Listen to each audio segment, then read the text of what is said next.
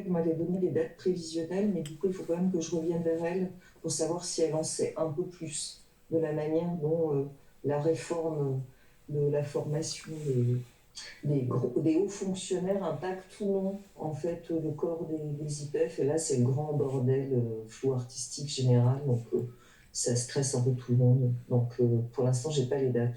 J'aurai les dates des 2 premiers modules, mais pas des 2 derniers modules.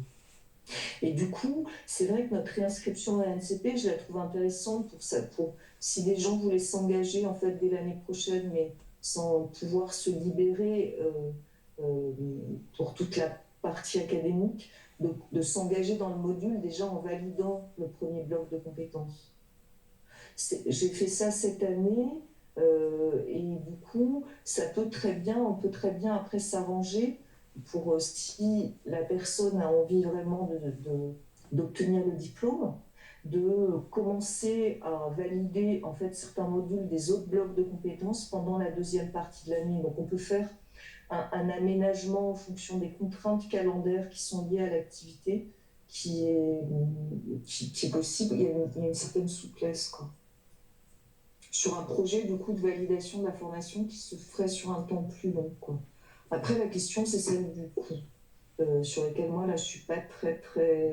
Les tarifs qui avaient été faits pour un élève qui a suivi le CEA et qui a suivi des modules après, c'était des tarifs calés, en fait, sur la formation courte. C'était pas énorme, mais si j'applique la règle de calcul, là, ça devient multiplié par 2 les frais de formation quand on les vend à la découpe. Et il y a une question qui est dans quel cadre on fait on réalise sa mission professionnelle, sur laquelle il peut y avoir une solution administrative, mais qu'on n'a pas expérimentée. C'est vrai que la réforme de la formation professionnelle, elle nous fait bouger comme ça, avancer, chemin faisant, c'est intéressant, c'est stimulant, c'est pas forcément très confortable, mais du coup, une fois qu'on a testé des trucs, là, je suis plus robuste et je trouve qu'il y a quand même une certaine souplesse qui donc me rassure un peu pour répondre à des projets un peu particuliers, quoi.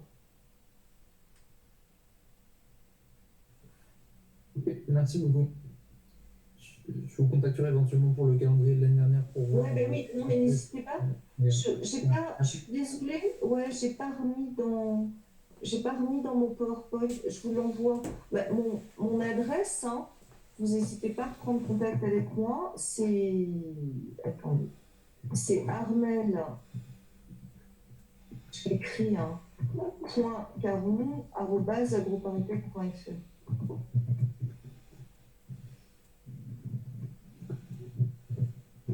ok, merci. Je l'ai mis dans le chat, mais bon, je pense qu'elle n'est pas difficile à trouver non plus sur le site internet. Bon, j'ai l'impression que j'ai répondu à vos questions.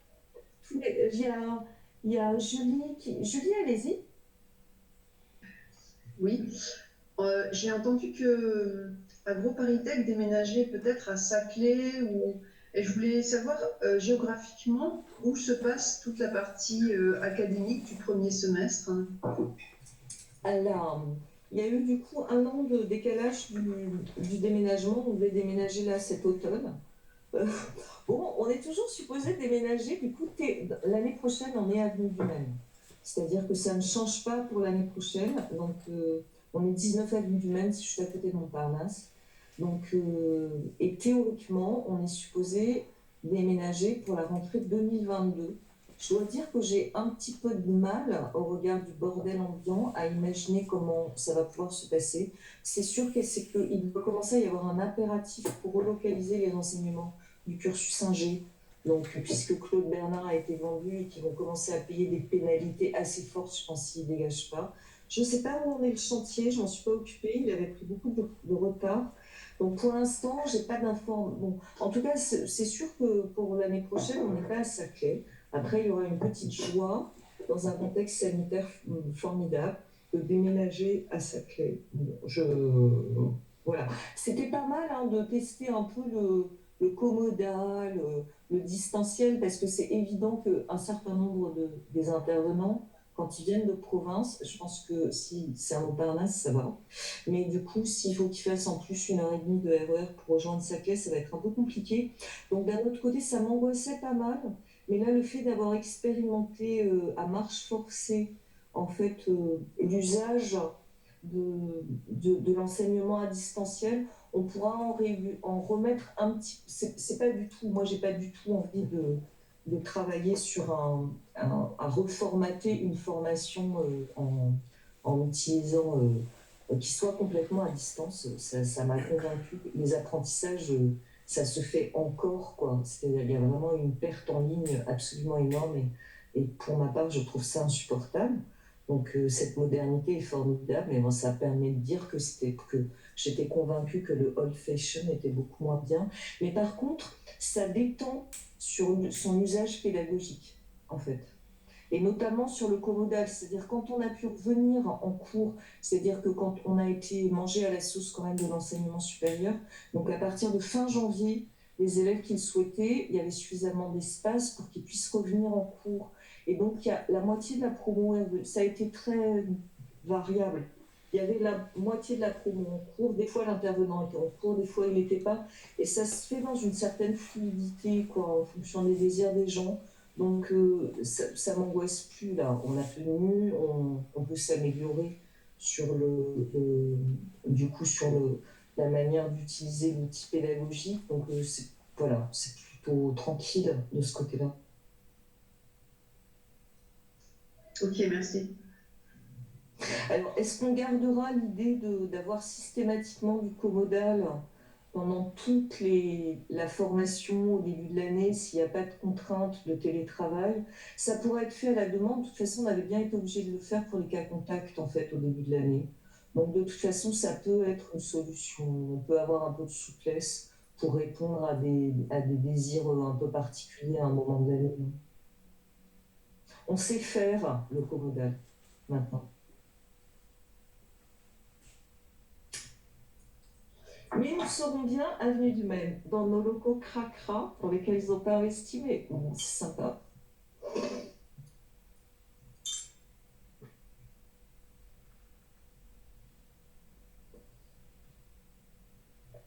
Bon, bah, j'ai saoulé tout le monde, où j'ai répondu à toutes vos questions. Est-ce que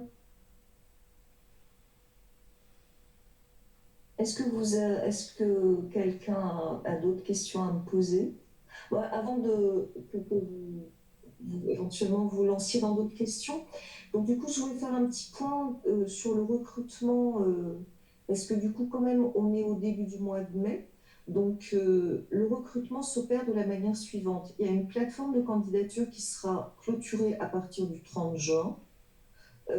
Donc du coup, ça veut dire qu'il faut remplir un dossier de candidature qui est tout à fait centré sur le projet professionnel.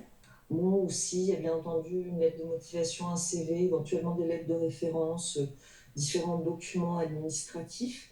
Et du coup, pour celles et ceux qui voudraient candidater cette année, il faut vraiment que vous vous dépêchiez parce que là, du coup, on a du coup fait la moitié des jurys qu'on a prévus en termes d'admission et que plus vous tardez, moins vous avez de chances d'intégrer la formation puisqu'on a 20 places.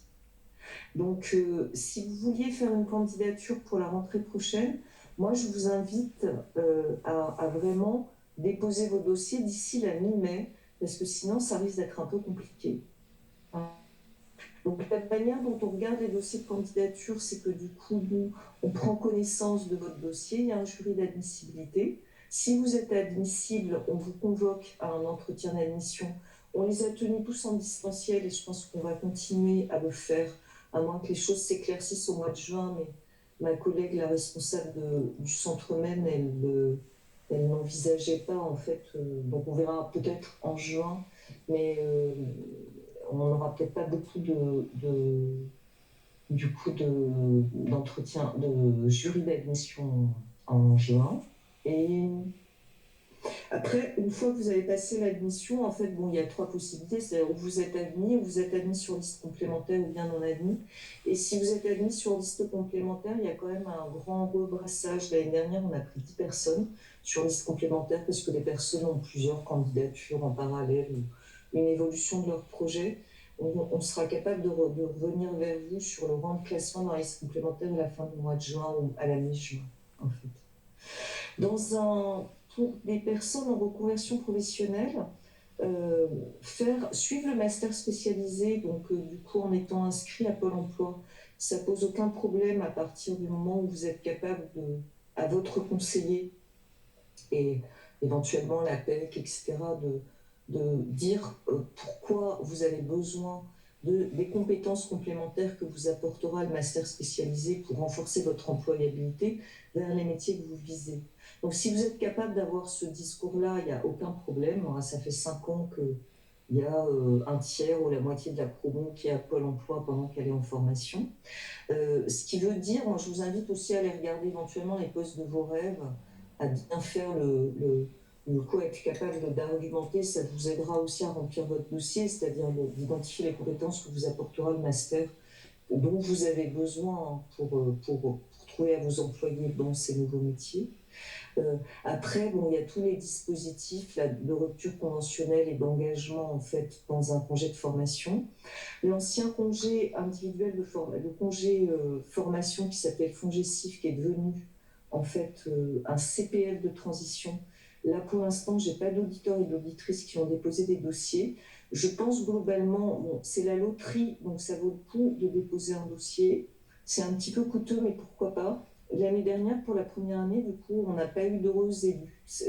Les 3 années précédentes, on avait quelqu'un qui bénéficiait du dispositif FONGECIF. La première année de la création du CPF de transition, il y a une ingénieure qui l'a eu, mais l'année dernière, personne ne l'a eu, et je pense que compte tenu, ça dépend en fait, pour si vous êtes en Île-de-France, de la région Île-de-France, et je pense que quand même les fonds d'information sont plutôt fléchés vers les gens en situation de précarité, ou en tout cas sur des gens qui n'ont pas de compétences. Donc si vous arrivez avec un niveau 7 ou un niveau N2, je pense que vous n'avez pas beaucoup de chance, mais ça vaut le coup de le tenter.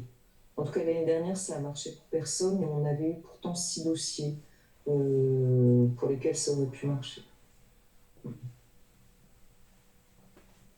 Et donc, avec l'activation possible de votre CPF, peut-être 2 ou 3 briefings là-dessus, parce qu'on a essuyé les plaques l'année dernière. Maintenant, vos comptes personnels de formation, ils sont gérés par la Caisse des dépôts et consignations. Donc, c'est plus avec AgroParisTech que vous êtes en contrat si vous mobilisez votre CPF, mais directement avec la Caisse des dépôts. Et donc, vous vous inscrivez et puis vous payez vos frais de formation directement sur l'application Internet. Bon, je vous invite à éventuellement faire du contentieux parce que la Caisse des dépôts n'a pas jugé utile en fait qu'il y ait une possibilité de payer les frais de formation en 3 fois, possibilité qui est permise par contre en contrat avec AgroParisTech. Merci Thomas, à bientôt Thomas. Donc voilà, les élèves l'année dernière étaient un peu surpris sur le fait que comme ils avaient 2000 ou 1500 euros de CPF, il fallait qu'ils allongent la différence avec les 7300 euros immédiatement au moment où ils ont mobilisé leur CPF. Donc c'était un peu spectaculaire et j'ai pas l'impression que la Caisse des dépôts ait revu son mode de fonctionnement. Je vous conseille éventuellement aux uns et aux autres qui ne l'auraient pas encore fait dans un projet de rupture conventionnelle de vous rapprocher de l'APEC. Moi, je vais plutôt...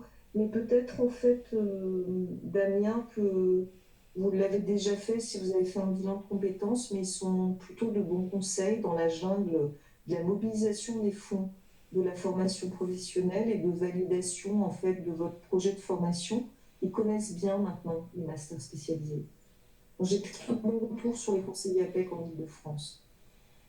C'est l'APEC qui gère ça Alors, en fait, si vous êtes dans un projet de rupture conventionnelle ou bien même de départ avec une formation, il faut que vous rapprochiez de l'APEC parce il y a des conditions, du timing, etc. Et c'est eux qui seront les meilleurs interlocuteurs, puisque de toute façon, Pôle emploi, tant que vous n'êtes pas au chômage, Pôle emploi, vous n'avez pas de contact avec vos conseillers Pôle emploi. Après, il y a à boire et à manger chez Pôle emploi. Il y a des conseillers qui peuvent être très bien et d'autres qui ne sont pas forcément top. Et si vous êtes à Pôle emploi, n'oubliez pas de demander l'aide individuelle à la formation, l'AIF. dont vous pouvez bénéficier. Alors là, la distribution de l'AIF, elle est mystérieuse. Au revoir Julie, à bientôt. Donc, voilà, du coup, là, dans le petit parcours pour se projeter dans la formation sur l'aspect financier, oui, la PEC est, je crois, la première entrée. D'accord, je vais regarder ça. Charles, c'est vous qui parlez ou pas? Non, pas du tout. Si? J'ai pas vu. Oui, c'est Charles, ça, ouais. Ouais. Question par rapport à Allez-y. voilà, parce qu'en fait, moi, je suis en CSP, donc en contrat de sécurisation professionnelle. Donc, c'est pas le CPF, mais voilà, je voulais poser la question si c'était déjà arrivé, si d'autres personnes ont. C'est parce que vous étiez intermittent, c'est ça? Non, pas du tout, j'étais en contrat, mais en fait. Non, j'étais en contrat. Mon départ s'est fait sous forme de licenciement économique. En fait, j'avais demandé ça parce que ça permettait d'avoir plus de financement. Et du coup, j'ai vu avec ma conseillère et l'organisme ils sous-traitent auprès d'un organisme, en fait, d'emploi. Et ils m'ont dit que je devais me renseigner sur le fait que la formation est finançable par le CSP, le contrat de sécurisation professionnelle, donc où il y a un budget plus conséquent. Et donc, j'aurais même pas besoin de faire appel à mon CPF, qui est un peu rempli, mais pas assez bien. Écoutez, Charles, je suis incapable de vous répondre. En fait, ça, il faudra. Vous m'envoyez un mail, puis je vous mets en contact avec ma collègue Odile Giovanna de la scolarité qui gère ça. Comme ça change tout le temps, là. Je n'ai pas rencontré j'en sais rien. Je ne sais pas vous dire. Je vois pas pourquoi, puisqu'on est enregistré au RNCP. À mon avis, c'est une condition qui est un peu transversale. Donc, je vois pas pourquoi on ne serait pas éligible. Je ne sais rien, en fait. Mais ouais. Est-ce que ça vous parle, la plateforme Kéros? C'est un nom qui revient. Ah ouais, bah d'accord, ouais, mais c'est bon, donc normalement, je dois pouvoir. Ouais. Alors, est-ce qu'Odile, parce qu'il y a un réenregistrement chaque année, est-ce que du coup, depuis qu'on est réenregistré au RNCP, donc sur la plateforme Kéros, normalement, vous pouvez nous trouver. Et s'il y a un problème, vous venez vers moi, je vous mettrai en contact avec Odile. Super, merci. Ouais.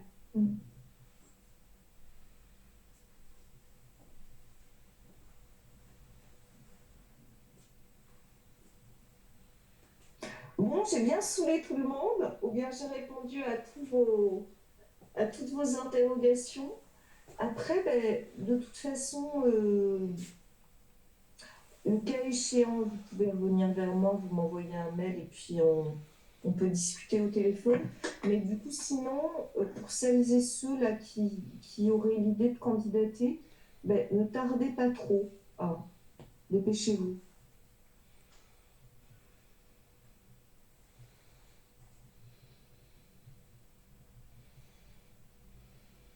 Voilà. Est-ce que vous avez encore des questions ou bien on clôt en fait notre réunion maintenant?